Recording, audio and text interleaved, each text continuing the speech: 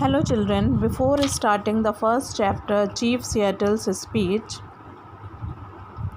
let's have a brief story behind this chapter. Chief Seattle. Chief is the main head. Seattle is one of the city in America or in Washington. So the native chief of the one tribe, Suquamish, he has just addressed to his native people. This chapter is only the speech, whatever the Chief Seattle says to his people, to the native people. Let's know about the native people of America. See, in America, before the white people's arrival, there were some people had come in America, in Washington. Those were red in complexion, or you can say dark in complexion. They were the Native American. They were very few people there. So what happened later on, the Christopher Columbus, he discovered America, but he thought by mistake that these people are Indian. He thought that he has just reached to the place Indies. That's why he has given the name to them, Red Indian. But they were actually the native of the America. Native means the resident, the living person. So what happened later on, some other people from Europe, the white people, they used to come in America, and they were too much strong, they were powerful, and they just started reigning, they just started ruling the America. But this small tribe was living there in Seattle city. The chief, the head of that tribe, just the tribe name I have just told you, this name Suquamish. There was a one tribe, there was a one caste, those who used to live in America before the arrival of the white people in America. So they were less, they were not much powerful, but they were the resident of the America. So what happened later on, white people, they were just becoming stronger day by day. So they were just compressing, they were just oppressing these people. So the chief, the head of this city, Seattle, he addressed to his people, those who were living in Seattle. What he said to them, this is the whole speech he addressed, he said to his native people. He starts, yonder sky that has wept tears of compassion upon my people for centuries untold. He says, you see, from the distance of the sky that has wept, sky has also wept tears on the poor condition of my people from centuries, and which to us appears changeless and eternal, and it looks that it will not change ever, it is eternal, it is forever, because our tribe will be living in a very poor condition, just like the God is also just crying on our poor condition. Changeless and eternal may change, but he says that are this poor condition, that is just changeless and eternal condition, it can change, it may change, but how? Today is fair, today is the good day, tomorrow that never change. Tomorrow it may be overcast with clouds. Today is the fair, but tomorrow there would be the overcast of the clouds. The tomorrow can be, our tomorrow can be the dark one. My words are like the stars that never change. He says that my words are like stars, those who are strong and those who stood still. My words are also going to never change. Whatever Seattle says, Seattle is the chief, is the head of the Seattle place. Whatever Seattle says, the great chief, at Washington can rely upon with as much certainty as he can upon the return of the sun or the seasons. He says that whatever Seattle says, the great chief at Washington, the great chief belonged to the white people chief. He says the great chief, whatever he says, he is in the Washington. We can just rely upon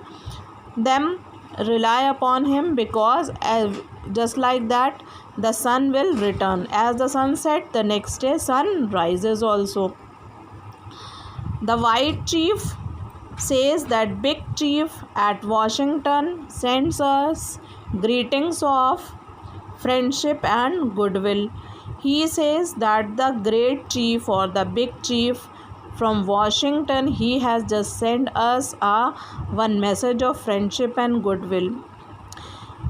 This is kind of him, for we know he has little need of our friendship. In return, his people are many. And he says, the great white chief, he does not need our friendship, but it is good that he has just sent one message to us, because they are many. They were in majority, the white people were in majority, and this red Indians, so-called red Indians, were very few in majority. So what happened? These few native people of America, they were facing so many problems just because of the other native peoples, because of the other native neighbors from other countries people, they were also very powerful, and they were also from starting, they also just wanted to just capture their place. But what happened? Now the white people, they are ruling them. So he says they are like the grass that covers vast prairies. So he compares the Americans, white people, them just like the grass of the prairies. Prairies are the lands which are full of grass in America. The prairies, grasslands are famous. So he compares the majority of the white people with the prairies, grassland, because they were too many. My people are few, he says. They resemble the scattering trees of a storm-swept plain. He says that our people are very less, just like after one storm, only few trees are left on the land. The great, and I presume good, white chief sends us word that he wishes to buy our land, but is willing to allow us enough to live comfortably. He says the great chief, the white chief, he says that he wishes to buy our land, but still he will allow us to live here comfortably. This indeed appears just even generous. It appears that he is very generous and kind to us, for the red man no longer has rights that he need respect, because we are just living in a very poor condition, just like one red man. They do not have any respect anywhere.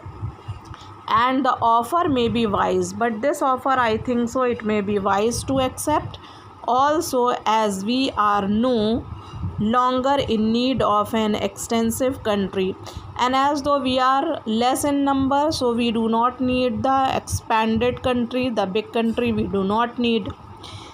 Because the white chief, he is promising us that he will save us from other neighbors, those who are just trying to ruin our tribe.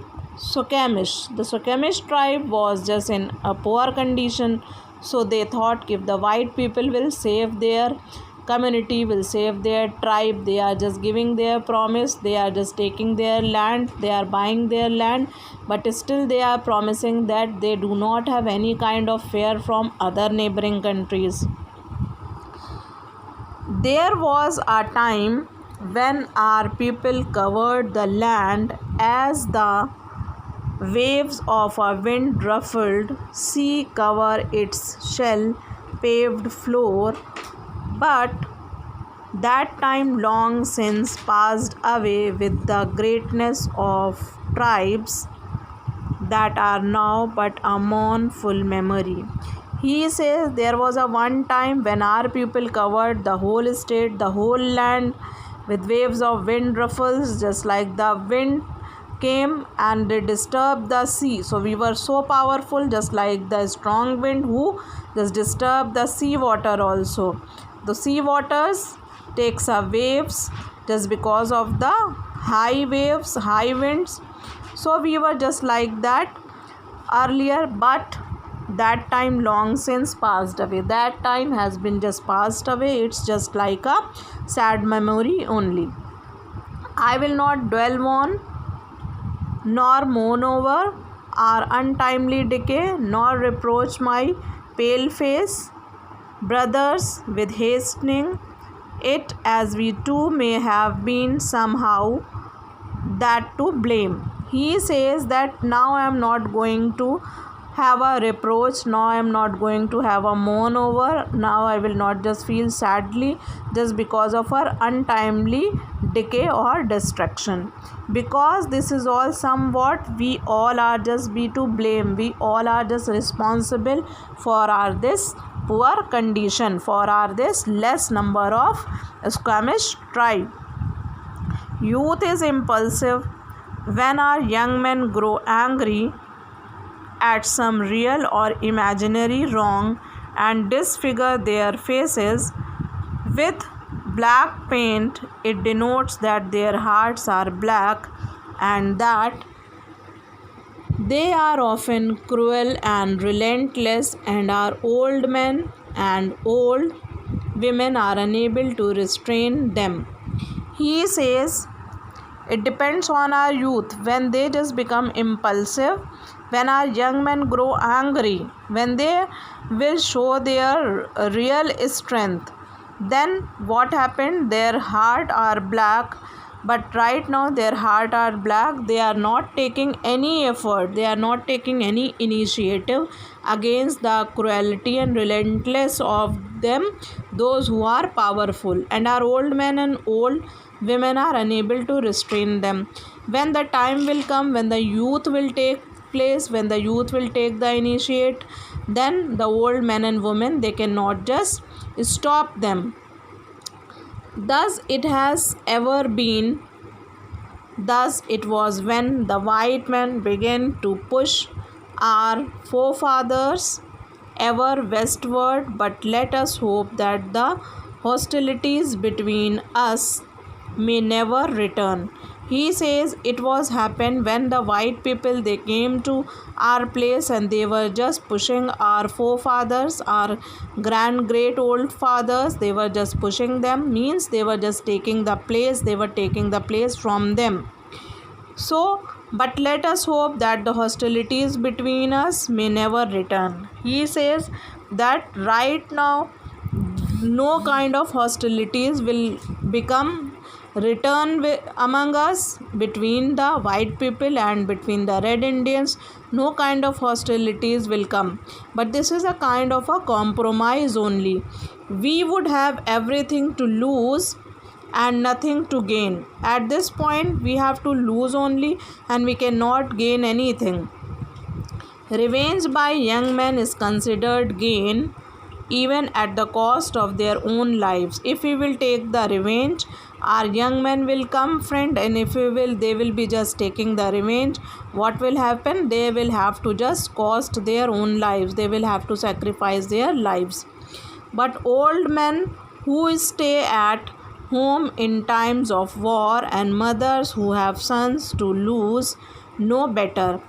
The old men, they can understand this, those who are sitting in their home at the time of war, and mothers who have some sons to lose know better. They can know it better. If we will be just having a war against them, what will happen? The mothers will, they will just lose their son.